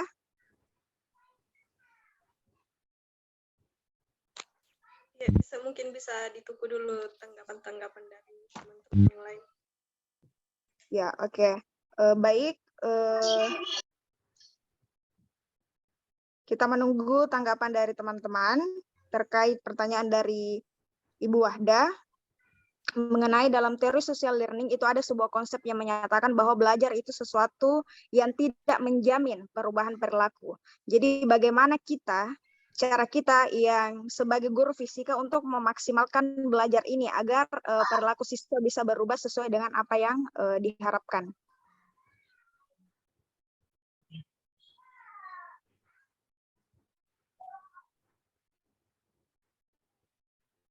Ya, oke. Mungkin sudah tidak ada tambahan jawaban dari Ibu Wahda. Mungkin bisa ditanggapi terlebih dahulu oleh Ibu Wahda. Ya, terima kasih. Saya menangkap ada beberapa poin tadi. Yang pertama itu adalah membangun kedekatan emosional. Yang kedua itu tentang memberikan feedback dan lain sebagainya. Saya kira sudah on point. Saya kembalikan ke moderator. Ya, oke, baik. Terima kasih Bu Wahda. Selanjutnya mungkin teman-teman lain yang ingin bertanya silakan bisa menggunakan fitur raise hand. Atau oh ya, oke, Ibu silakan Ibu Siti Maryam Ulfa, silakan Bu. Ya, baik, terima kasih. Mungkin ada beberapa yang ingin saya berikan, yaitu yang pertama bagaimana cara guru bisa memaksimalkan karakter atau karakter peserta didik, khususnya guru fisika. Yang pertama itu kita bisa menjadi contoh yang baik bagi seorang siswa. Misalnya dalam praktikum. Nah, dalam praktikum itu kan bukan hanya kita guru itu kita menyuruh siswa itu misalnya praktikum tentang pengukuran. Kita bukan hanya menyuruh siswa itu menguji cobakan teori tentang praktikum praktikum misalnya tadi saya bilang kelistrikan atau pengukuran. Tetapi sebagai seorang guru, kita juga bisa memberikan nilai-nilai moral seperti jujur dalam praktikum, teliti dalam praktikum, bekerja sama, kemudian menghargai pendapat temannya yang lain. Kita bisa memberikan nilai-nilai moral tersebut. Kemudian sebagai seorang guru juga kita harus menjadi apresiator. Karena cara sederhananya dengan bisa dilakukan adalah dengan mengapresiasi usaha siswa tanpa selalu membanding-bandingkan dengan nilai yang siswa lain dapatkan. Misalnya di dalam kelas itu ada yang lebih memahami konsep, ada yang kurang.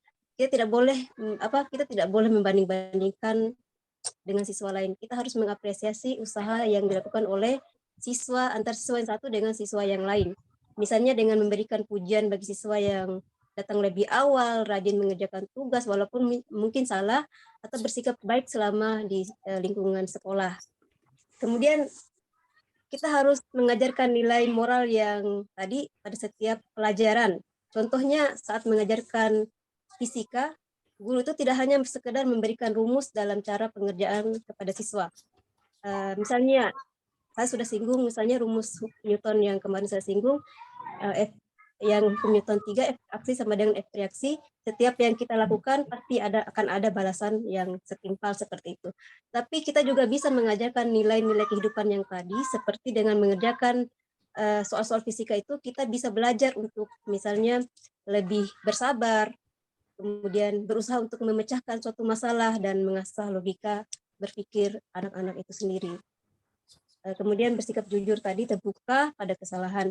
Mungkin itu lebih kita berikan atau lebih kita modelkan lagi kepada seorang siswa, karena guru ini adalah seorang model, seorang yang akan dicontohkan oleh siswa-siswa kita. Mungkin kurang lebihnya seperti itu, moderator. Kembalikan ke moderator. Ya, oke, baik. Terima kasih Bu Siti Maryam Ulfa. Jadi tentunya ketika memang kita ingin mengubah perilaku peserta didik kita, yaitu hal yang lebih penting, kita sebagai guru juga harus menerapkan perilaku baik, karena kita tidak tahu ini nantinya siswa akan mungkin mencontoh perilaku yang kita lakukan. Jadi itu salah satu ikhtiar terbaik ketika kita sebagai guru mencontohkan perilaku baik, maka secara tidak langsung nanti siswa juga akan mengikuti apa yang kita lakukan, seperti itu. Oke, itu ya tambahan jawaban dari Ibu Siti Maryam Ulfa untuk pertanyaan dari Ibu Wahda. Mungkin masih ada pertanyaan dari forum. Mungkin sudah tidak ada ya, mengingat juga, atau Ibu Siti Maryam Ulfa ada pertanyaan, Kak? Tidak, saya lupa turunkan tanda. Oh ya, oke, baik. Terima kasih. Mungkin sudah tidak ada pertanyaan ya. Mengingat juga jam sudah menunjukkan pukul 15.00, hampir pukul 15.00, dan tadi sesuai arahan di awal, Bapak juga menginginkan agar kita maksimalkan sampai jam 3. Jadi baik, demikian presentasi dari kelompok 6B atas perhatian dan kerjasama teman-teman. Kami ucapkan banyak terima kasih. Selanjutnya kami serahkan kepada Bapak dosen pengampu. Ya, terima kasih banyak Ananda. Ini bagaimana memaksimalkan perilaku siswa. Ini kan memang sebenarnya teori ini sebenarnya adalah bagaimana peran guru tadi yang Anda singgung tadi itu. Peran guru sebagai model yang bisa ditiru oleh peserta didik. Nah, tapi model di sini dalam arti itu dalam tanda kutip, bukan berarti bahwa nanti guru betul-betul yang bisa memodelkan itu, tidaklah. Tapi ya bisa lewat video, lewat film. Atau nanti anak-anak yang meniru itu. Nah, sekarang saya setuju sekali tadi Ananda mengatakan bahwa barangkali tadi siapa yang singgung tadi itu, Sri Menda kayaknya tadi singgung tadi, bahwa dalam melakukan praktikum di fisika atau kegiatan-kegiatan laboratorium, ya semestinya harusnya guru dulu memodelkan itu. Guru dulu melakukan dengan baik, kemudian disuruh diperlihatkan kepada siswanya, kemudian siswanya meniru itu. Jadi kalau gurunya tidak melakukan dengan baik, apa yang mau ditiru? Ya, itu misalnya dalam persoalan keterampilan. Dan kita sudah sepakat semua bahwa bukan hanya keterampilan, tetapi kan pengetahuan apa yang bisa ditiru, sikap-sikap apa yang kita mau tiru. Tetapi yang pasti bahwa mari kita sama-sama mempersiapkan diri untuk menjadi model bagi siswa tak, model bagi peserta didik tak tuh. Jadi kita menjadi model lah. Nah, karena kecenderungan anak-anak itu, kecenderungan peserta didik itu adalah mencari figur-figur yang bisa menjadi model bagi dirinya itu. Itu bagus ini, artinya silakanlah anakku perdalam teori belajar sosial. dan mungkin bisa dijadikan nanti grand teori pada tugas akhirnya, silakanlah. Dan bukan cuma ini saja teori-teori yang ada, insya Allah Pak Hairudin akan mempertajam lagi, lebih spesifik lagi nanti dalam kuliah tahap babakan kedua. Kemudian insya Allah minggu depan ya kita bicarakan bagaimana soalnya minggu depan itu, bagaimana mekanismenya. Nanti kita ketemulah di forum ini, di forum seperti ini. Mudah-mudahan Tuhan mempertemukan kita insya Allah untuk memperoleh. Saya juga bingung ini bagaimana menguji, karena ini orang-orang hebat semua ini. Bagaimana kira-kira ini? Karena sejujurnya saya mau arahkan pikiran Ananda di sini, bagaimana ini teori pembelajaran ini dalam konteks kearifan lokal, teori pembelajaran fisik dalam konteks kearifan lokal, bukan berarti arogansi pribadi saya, tidaklah, tapi memang adalah menjadi visi pasca sarjana kan visinya pasca sarjana itu, apa berwawasan kearifan lokal apa? Kalau lupa saya rumusan itu visinya, apa dari kearifan lokalnya. Ini sangat penting. Kearifan lokal ini susah dipisahkan dengan etnosains sebenarnya. Karena di sini banyak menyangkut masalah budaya-budaya. Karena memang budaya menjadi pengarah normatif dalam proses pendidikan atau dalam proses pembelajaran. Jadi apa yang ditanyakan tadi oleh siapa itu, oleh siapa Nur Syahidna tadi, ya memang sangat jelas sekali bahwa bagaimana peran budaya khususnya di lingkungan sekitar sekolah untuk dijadikan pengarah normatif di situ, termasuk elemen-elemen budayanya, diantaranya adalah kearifan lokal itu. Sekarang saya akan mengarahkan nanti ujiannya itu ke persoalan kearifan lokal ya, dari konteksnya itu, mudah-mudahan lah bisa jadi sebagai persiapan. Anda silakanlah mencoba mengkaji-kaji, mempelajari kearifan lokal ini kaitannya dengan teori-teori pembelajaran yang sudah kita bahas. Minimal yang sudah kita bahas. Nah, perlu juga Anda tambahkan, silakanlah. Oke. Baik anak-anakku semua, ini karena sudah lewat jam 3. Selamat, kita ternyata ya waktu tidak terasa berlalu begitu. Mudah-mudahan membawa makna pertemuan 7 kali ini dan lebih bermakna lagi ketika pertemuan ke-8 insya Allah. Lebih dan kurangnya anakku mohon dimaafkan. Karena ini saya mau istirahat dulu karena habis dioperasi kaki ini. Aduh, baru dari dokter lagi tadi ganti perban. Oke. Baik Nanda, lebih dan kurangnya mohon dimaafkan. Selamat kita sukses semua. Ya, saya akhiri dengan ucapan Assalamualaikum warahmatullahi wabarakatuh. Waalaikumsalam warahmatullahi wabarakatuh. Terima kasih Pak. Terima kasih Nak ya. Sama-sama. Pak. Iya Nak, sama Nak ya. Iya Nak ya. Saya keluar Nak ya. Nggak masuk Pak bayar. Serius. Jadi nggak kuliah masih Linda. Record. Terus ini nggak masuk.